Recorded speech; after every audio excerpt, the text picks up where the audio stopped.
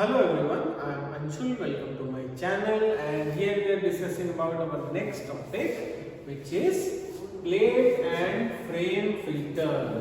ठीक है, हम पढ़ रहे हैं फिल्ट्रेशन का चैप्टर, जिसमें हम आज इंस्ट्रूमेंट देखेंगे, जो कि इंस्ट्रूमेंट का नाम है आपका प्लेट एंड फ्रेम फिल्टर. ठीक है, नाम से ही डिनोट होता है कि प्लेट और फ्रेम जो है, इस पर दो प्रकार की चीजें मिलकर फिल्ट्रेशन को अंजाम दे रही है, फिल्ट्रेशन को ऑब्टेन कर रही है, अचीव कर रही है. ठीक है, तो फिल्ट्रेशन का हमने क्या मतलब सीखा था कि स्लरी से किसी स्लरी का मतलब होता है कोई सस्पेंशन जिसमें सॉलिड और लिक्विड का मिक्सचर हो, जिसमें से सॉलिड पार्टिकल्स को अलग कर लेना लिक्विड पार्टिकल से, दैट इज कॉल्ड फिल्ट्रेशन.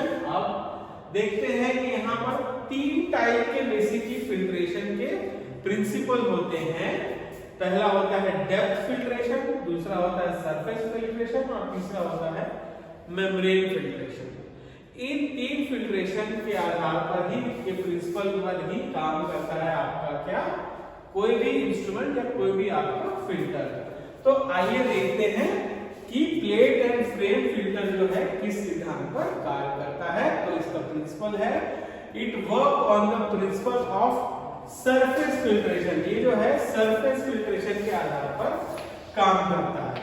इसमें दो इंस्ट्रूमेंट होते हैं, या दो आप चाहें तो बोल सकते हैं दो टाइप के इक्विपमेंट होते हैं. एक होता है फ्रेम और दूसरा होता है प्लेट.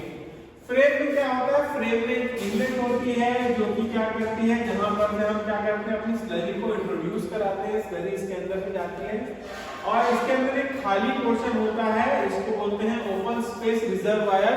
ठीक है, ओपन स्पेस रिजर्वायर का मतलब होता है जहां पर आप अपने जो स्लरी है उसको इकट्ठा कर रख सकते हैं. यहाँ बीच पे जो बना हुआ है ये आपका एक प्रकार से फिल्टरिंग मेम्ब्रेन है. उसके बाद यहाँ पर आप देखेंगे कि फ्रेम है.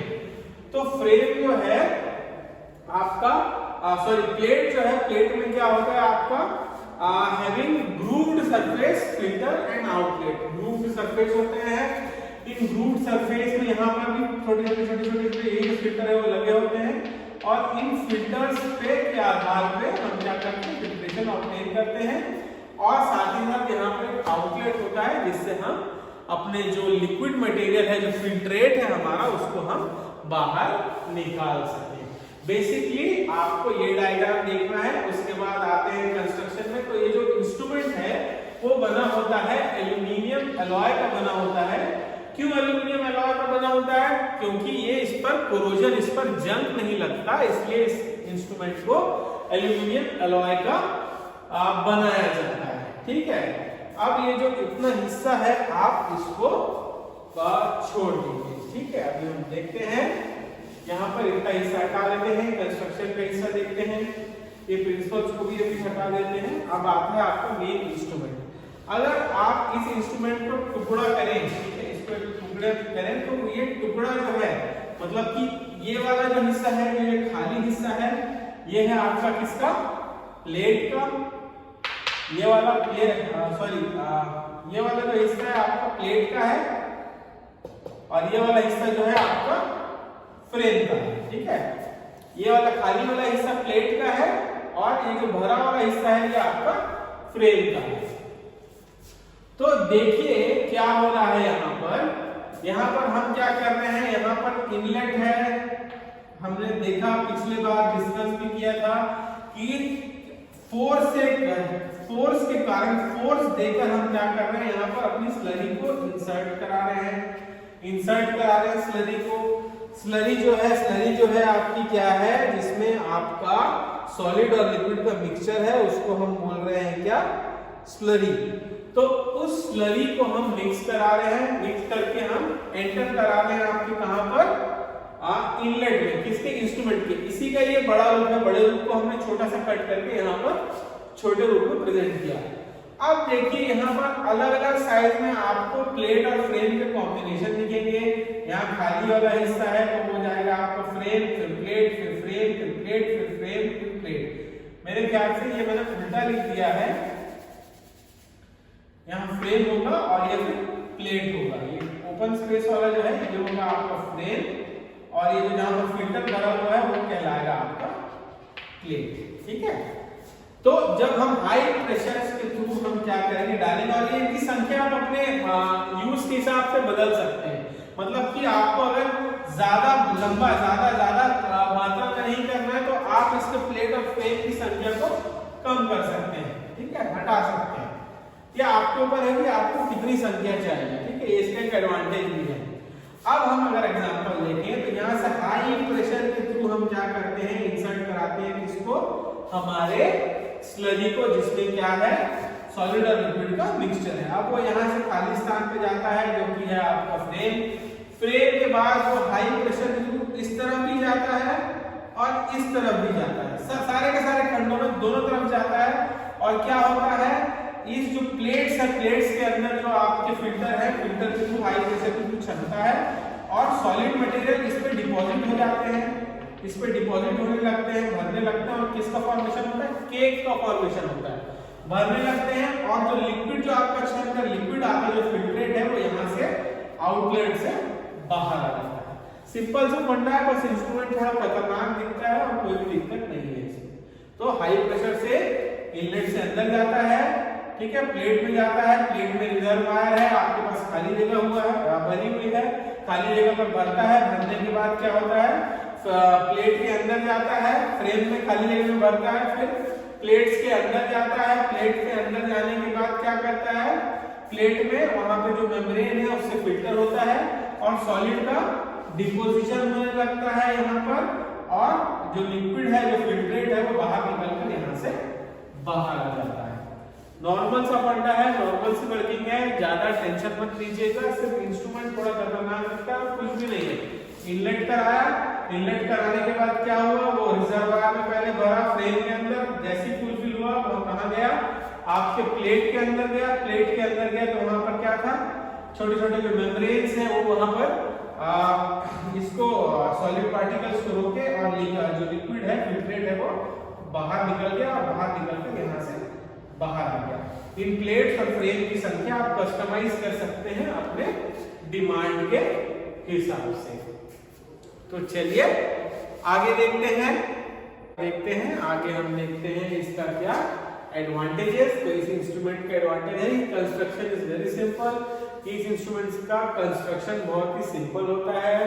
सेकंड है लार्ज एरिया। लार्ज एरिया लिखने का मतलब है कि बहुत सारा लार्ज एरिया आप इसमें कवर कर सकते हैं। इसका मतलब जो फिल्ट्रेशन है, जो फिल्ट्रेट आपका आएगा, उसकी वॉल्यूम, उसकी क्वांटिटी आप ज्यादा यहाँ पर रख सकते हैं, मतलब कि ज्यादा से ज्यादा आप छान सकते हैं। इसके अलावा strong construction permits high pressure. ठीक है, हाई प्रेशर अच्छी तरीके से स्ट्रॉन्ग कंस्ट्रक्शन होने के कारण, एलॉय से कंस्ट्रक्शन होने के कारण क्या होता है, आप इसमें हाई प्रेशर के थ्रू आप प्रेशर जनरेट कर सकते हैं। इसकी मैकेनिकल स्ट्रेंथ अच्छी होती है जो कि ये सह सकता है। उसके बाद है एफिशिएंट वॉशिंग थ्रू केक। ठीक है, एक चीज मैं भूल गया आपको इंस्ट्रूमेंट में बताना कि 2 स्टेप्स में यहाँ पर मैकेनिज्म काम करता है। पहले तो आपने फिल्ट्रेशन कर लिया, फिल्ट्रेशन करने के बाद क्या होता है, धीरे धीरे केक जो बनते जाते हैं, जब केक का डिपोजिशन होते जाता है, मतलब कि छनने के बाद जो सॉलिड जमा होते गए उसको अपन केक बोल रहे हैं। उस केक जैसे जैसे बढ़ेगा तो वहां पर क्या होगा, आपका रेजिस्टेंस जो है वो बढ़ता जाएगा और फिल्ट्रेशन जो है आपका कम होते जाएगा।